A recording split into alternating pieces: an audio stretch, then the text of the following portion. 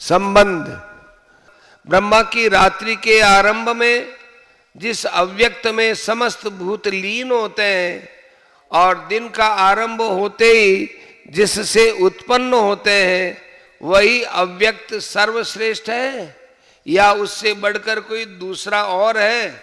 इस जिज्ञासा पर कहते हैं, परस्तस्मात् तु भावोऽन्यो व्यक्तो व्यक्तात् सनातनः यह सर्वेषु भूतेषु नश्यत्सु न विनश्यति।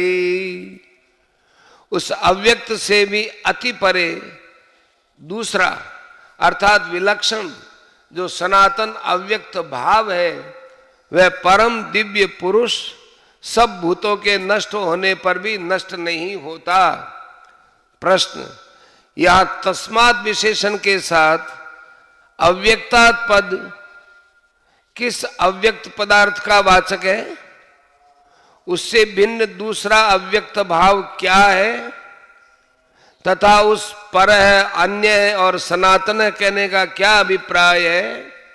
उत्तर, 18वें श्लोक में जिस अव्यक्त में समस्त व्यक्तियों का लय होना बतलाया गया है, उसी वस्तु का वाचक यहाँ तस्मात् विशेषण के सहित अव्यक्तात् पद है, जिससे दूसरा अव्यक्त भाव तत्व वह है जिसका इस अध्याय के 4थे श्लोक में अधियज्ञ नाम से, 9वें श्लोक में कवि पुराण आदि नामों से, 8वें और 10वें श्लोक में परम दिव्य पुरुष के नाम से, 22वें श्लोक में परम पुरुष के नाम से और 9वें अध्याय के 4थे श्लोक में अव्यक्त मूर्ति के नाम से वर्णन किया गया है।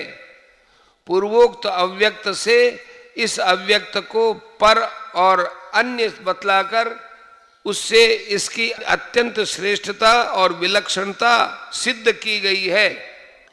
अभिप्राय यह है कि दोनों वस्तुओं का स्वरूप अव्यक्त होने पर भी दोनों एक जाति की वस्तु नहीं है। वह पहला अव्यक्त जड़, नाशवान और ज्ञेय है, परंतु दूसरा चेतन, अविनाशी और ज्ञाता है। साथ ही यह सबका स्वामी, संचालक और अधिष्ठाता है। अतएव वह उससे अत्यंत श्रेष्ठ और विलक्षण है। अनादि और अनंत होने के कारण इसे सनातन कहा गया है। प्रश्न, वह सनातन अव्यक्त सब भूतों के नष्ट होने पर भी नष्ट नहीं होता। इस वाक्य में सब भूतों से किसका लक्ष्य है? उनका नाश होना और उस समय उस सनातन अव्यक्त का नष्ट न होना वस्तुतः क्या है?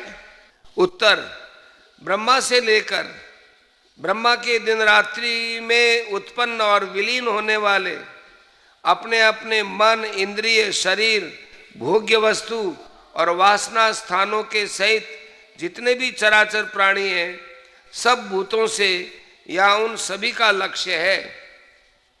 महाप्रलय के समय स्थूल और सूक्ष्म शरीर से रहित होकर जो ये अव्याकृत माया नामक मूल प्रकृति में लीन हो जाते हैं, वही उनका नाश है।